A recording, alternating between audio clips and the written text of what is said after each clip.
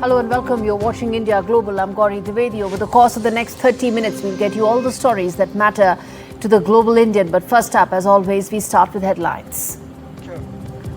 Big international story. We are tracking Iran's top cleric issues a fatwa against Donald Trump and Benjamin Netanyahu. IEA chief, meanwhile, says that Iran could resume uranium enrichment within months. Is the Middle East set for another turmoil? We decode. Trump's mega bill clears the Senate hurdle 51 to 49. How will Trump's big, beautiful bill impact the world economy and India? We tell you. Massive protests rock Bangladesh after a Hindu woman was raped.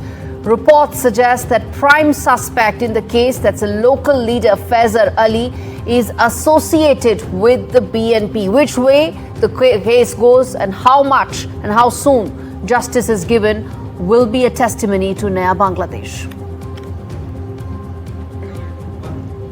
External Affairs Minister Dr. Jaishankar begins a 3-day official visit to Washington. Jaishankar will join Quad foreign ministers meeting in the US.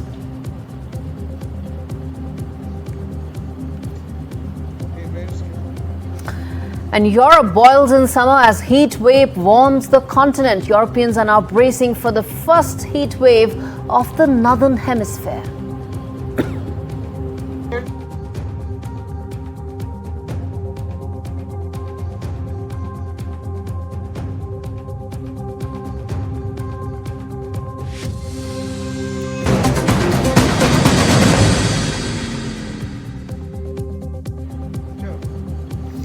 Viewers, our top story on India Global today in what comes as yet another escalation in the already simmering West Asia crisis. Iran's top Shiite cleric has issued a fatwa.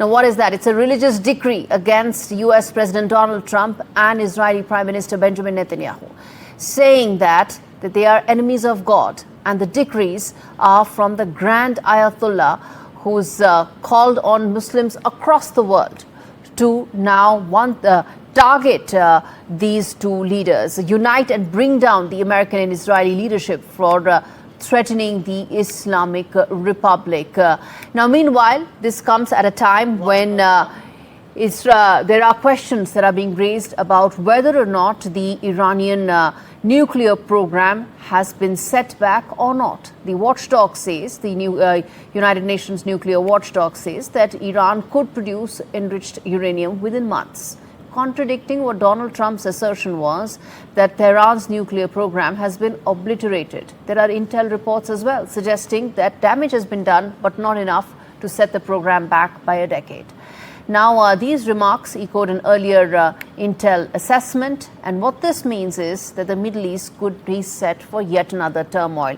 Parallelly, there are political climate and political atmosphere in Iran that suggests willingness to escalate this possible confrontation, and parallelly on the other end you have actual ground situation indicating that the Iranian nuclear program, quote unquote, has not been obliterated. We decode this, but first up, as always, we get you the big questions, viewers. The big questions that are staring us at this entire crisis. First up, is there yet another possibility of an escalation in the region in the backdrop of what I said, the political crisis in Iran primed for a potential conflict, and on-ground situation being that the Iranian nuclear program hasn't been obliterated. Second, will the US strike Iran again? The objective was Iranian nuclear program. If it hasn't been completely dismantled, will that make a case for another strike? Third question, will this lead to more religious violence? Because that's what the cleric's entire fatwa is all about. And lastly, will this force the Arab nations to pick a side in this entire issue? Because remember, they are siding with Iran on the ideological aspect, but they're also deep with America in terms of security and strategic alliance. Let's get in Shobhita Chaudhary for more on this. She's a founder of the Middle East Insight platform, Middle East analyst. She is. And Shobhita, the questions that come to mind is first and foremost, is the possibility of another conflict, another confrontation in the Middle East looking very real in the backdrop of two of the simultaneous developments we pointed out? First of all, thank you for calling me. If you look into the entire pattern of what is happening in Middle East since October 7, 2023, though that's not the main point of starting of all of this, but none of the ceasefires have actually been permanent. If you talk about Israel Hamas ceasefire, or you talk about Israel Hezbollah ceasefire, they have not been permanent. The military industrial complex does not want any ceasefire to be permanent. Second, as far as the 12-day war was considered, there have been 6 top generals of IDF who have been killed, 32 Mossad officers, 78 Shin Bet, the domestic intelligence agency agents, 27 Navy officers, 198 Air Force officers, 462 soldiers, 423 civilians. The damage on the Iron Dome is 11 billion.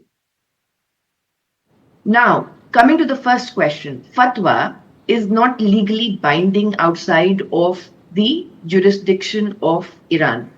At the same This time, is not about a fatwa. No, Shubhta, this is not about the fatwa. Frankly, the Iranian cleric is addressing his domestic constituency. The question is not about the fatwa. The question is about the fact that is the region primed for another conflict, because the Iranian program still many feel have survived, and will this now act as a catalyst to double down on it, probably get to that nuclear bomb sooner than ideally they would have wanted it?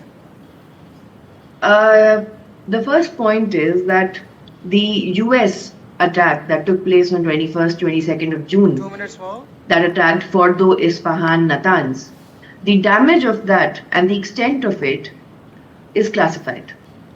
Second, before the Israeli strike, Iran had stated to International Atomic Energy Agency that it had almost starting a new enrichment facility, which was not Isfahan, Fordo, or Natanz.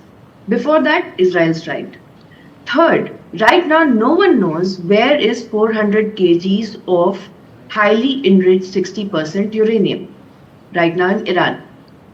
Okay. The point here is that will it escalate? Obviously it will, because both Israel and Iran have to answer about their own political legitimacy to their domestic audiences. That's the first reason. The second reason is that this has now, the IAEA, for example, even though Gaurie is a very distinguished diplomat, but the Iranian television channel, which is state-owned, has reported that from 2014 to 2016, he was in regular contact with Mirav Zafari Odez, who was Israel's IAEA representative. Gaurie has not talked about why JCPOA, after Trump pulling out of it, why Iran did not pull out of it, why JCPOA is not functional. Okay. Gaurie does not talk about why the Dimona facility of Israel, which has plutonium enrichment going on, which is far more dangerous and toxic than uranium enrichment. Okay. He has not condemned it. Gaurie has not even asked about the regular or given any kind of answer about what kind of checks does US or European Union countries with nuclear arsenal have. Shubhta, I'm running out of time, but a quick 30 seconds, which is the reason why I was talking about fatwa, and I still feel it's important, is because, this is also a call for religious violence. That is what I want to ask from you very quickly. Do you think that's what it's going to lead to? There was a Salman Rushdie fatwa as well, and 30 years later, you did see that attack happening. So here as well, do you think it's likely to have that impact, whether it is Americans, whether it's Jews in third countries around the world?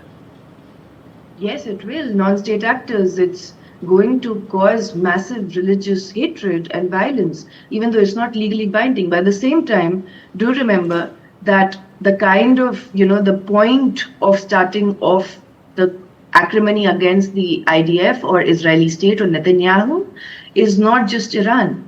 All over the world, it's Gaza. So that would be, Netanyahu has made Jews a lot more unsafer. And there were 2 diplomats who were assassinated in broad daylight just a couple of weeks back. Yes. There was the case of Daniel Pearl. No one was able to save him.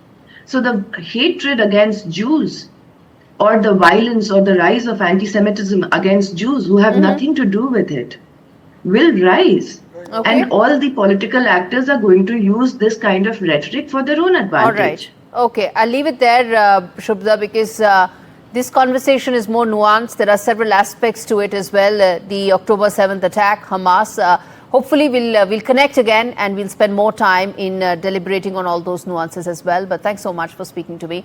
And viewers, bottom line, as far as this situation in the Middle East is concerned, is that it remains a matter of concern. American strikes on Iranian nuclear sites may have had some impact, may have set the program back, but by how much? Well, no one knows, not even the American intel, who feel that maybe not enough was done. Now, if the program has survived, it will mean a possibility of an acceleration of the Iranian program to build a nuclear bomb in record time. And Iran's ties with its regional allies will also change. They will have to pick a side, which means either they want to be on the Iranian side or the American security and strategic arc that they are a part of, they've paid for. And that is going to further make the region more unstable with more hostilities. All right, turning attention now to the latest unfolding in the US-Canada relationship. Canadian Prime Minister Mark Carney said trade talks with the US have resumed after Canada rescinded its plan to tax US technology firms. Canada scrapped its digital services tax targeting American technology firms late on Sunday, just hours before it was due to take effect. In a bid to advance those stalled trade talks with the US, Trump abruptly called off trade talks on Friday over the tax targeting American tech firms, saying that it was a blatant attack. So how do you deal with this on again, off again kind of a trade talk when it comes to Donald Trump? I guess Canada is trying to set the template that you've got to provide some concessions, even though it's unclear where the buck really stops. All right, turning attention now to more news coming in from the US. And in fact, this is going to be a very big deal as and when it comes out. That is Trump's signature bill. And let's put that out as well, viewers, when we talk about what is the kind of, and let's put that on the graphics as well that we take on the wall, which is the amount of impact that this is going to have. The big, beautiful bill that is in the Senate and it is going to be in the House as well. And that is when it's going to become a law. It is Donald Trump's signature bill. His political capital, so to say, is part of it. But what's really is this bill? First and foremost, what is it going to do to the American economy? Those numbers tell the story here. 6.7% is the GDP deficit that the US currently has. The debt is 35% of GDP, and it is set to go up to 100% by this year because of the big beautiful bill. Well, frankly, it is not big and beautiful when it comes to debt. Now, the second thing I want to talk about is the spending cuts are going to be about $1.3 trillion that are there. But the amount in terms of the tax cuts is $3.7 trillion, which means that there is going to be less money that they will be able to save, and therefore it's going to add to the debt that is there. Now let's talk about how is it going to impact the American economy. Debt is going to soar further. I told you that the spending cuts are less, the tax concessions are more, which means less revenues coming in. Growth is likely to go down from 2.5% last year to about 1.5% this year. Now, and that will have a sizable impact on the world economy as well. And that's the second thing I want to put out. What's the impact on the world economy? Well, if the US is going to slow down, the world is going to slow down. If US starts growing at 1.5% instead of 2.5%, the global growth engine also slows down. And you can see that America is the world's largest consumer. If it starts slowing down in terms of growth, it means it's going to consume less. If it starts consuming less, it's going to start importing less. Now, the US-India trade balance is about the trade size is about $132 billion. This is where we run a trade surplus. We export more than what we import, which means that America consumes more of our products. But as I said, if the American growth slows down, if they consume less, then the world economy suffers because everybody who's exporting to the US will be looking at a possibility of lower American consumption. And what does it quickly mean as far as India is concerned? Let's put that last slide out also in terms of these are some of the agreements that are put out in the signature bill. The remittance tax has been slashed down. Let's move ahead. The new fee has been imposed, and it impacts the overall F1 and green card holders as well. Let's quickly put that out for our viewers to understand. This is what the bill says. But the larger impact, viewers, that I told you was that because of that big, beautiful numbers that are there in it, it's going to have a cascading impact on the American economy. And if it slows down, it brings with it the world economy, and that includes India as well. So that I told you was what some of the aspects of the world economy and the American economy are concerned. But on that note, viewers, we're going to slip into a very short break, come back with more news on the other side of India Global. Stay with us. We come back and talk more on Bangladesh.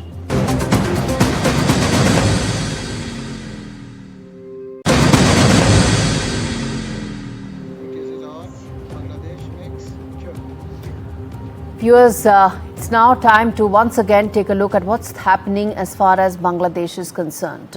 Yet another day, another instance of brutal attack as far as the minorities are concerned. A brutal rape of a Hindu woman took place by radical groups in Bangladeshi political system, and it is now alleged that they have links to the political class as well. Students from Dhaka University organized massive protests condemning the rape, while residents of its Jagannath Hall dormitory dedicated for minority community students took out processions calling for justice.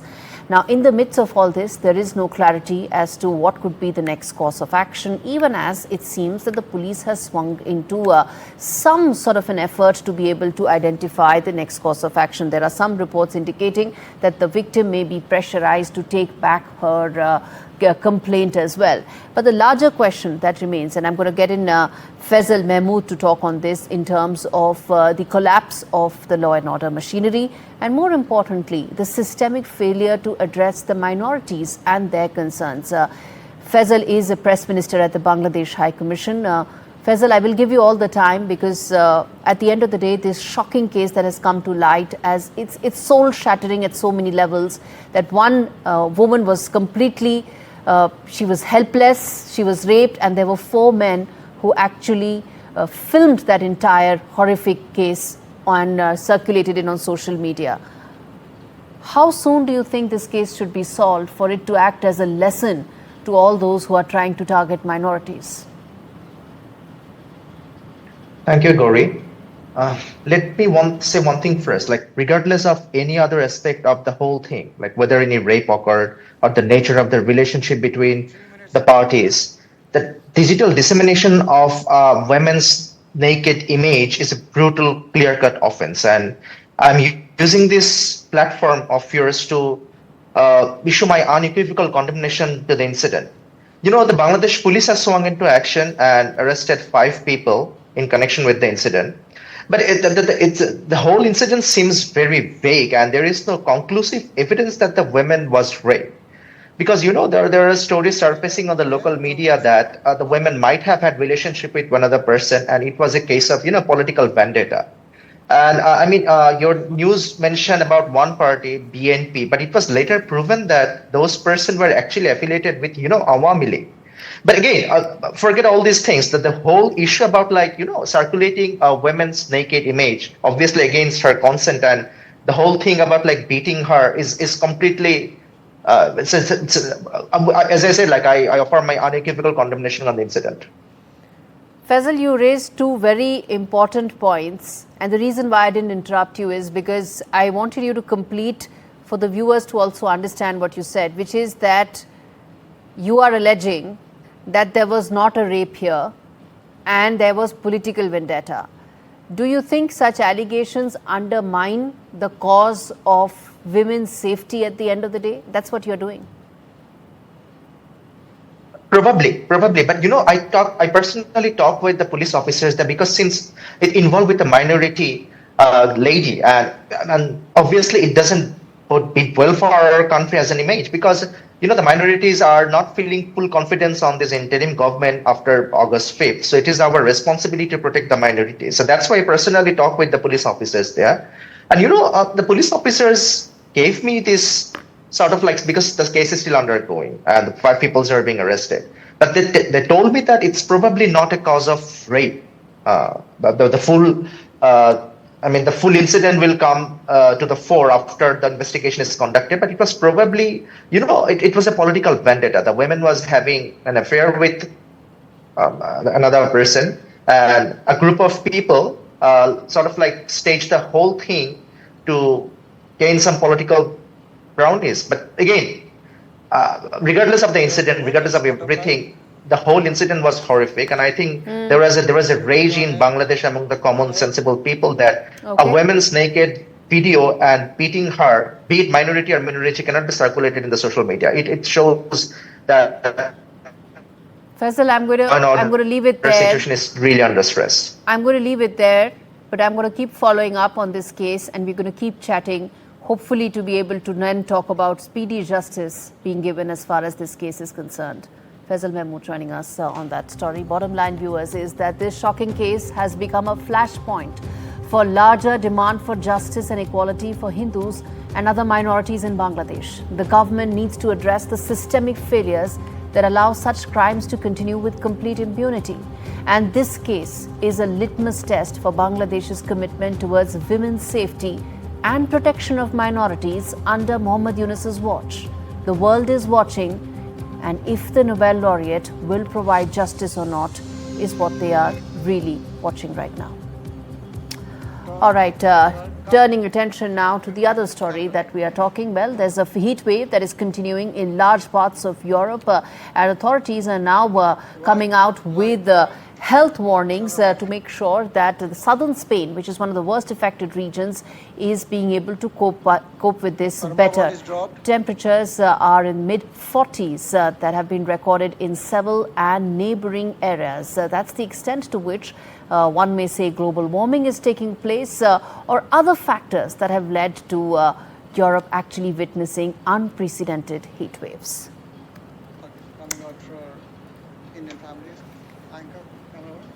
All right, viewers, as we wrap things up, we leave you with what is a very heartwarming story of, well, what if home was not just a place on the map, but the entire world? An Indian family of 3 is providing and proving that a life of adventure is indeed possible. Their incredible journey has wowed online users. Meet Gaurav Gautam, a retired Navy officer, his wife, Vedehi Chitnavis, a former media professional, and their daughter, Kaya. Together, they decided to leave behind the conventional lifestyle, embrace the open seas, and after nearly selling everything they own, they now live full-time on their Diana Vancouver 42-foot solar-powered sailboat, Riva. Take a look.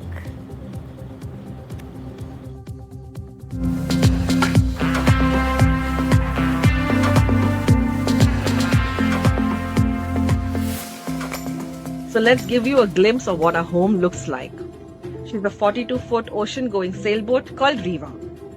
As we step inside, we enter the largest living space, the salon. The space is our living room, library, and dining area. Let me take you outside and see what's there. These are our neighbors. This is our backyard. And this is us. All right, viewers. Who wouldn't want that life of adventure? With that, it's a wrap on this edition of India Global. Thanks so very much for watching.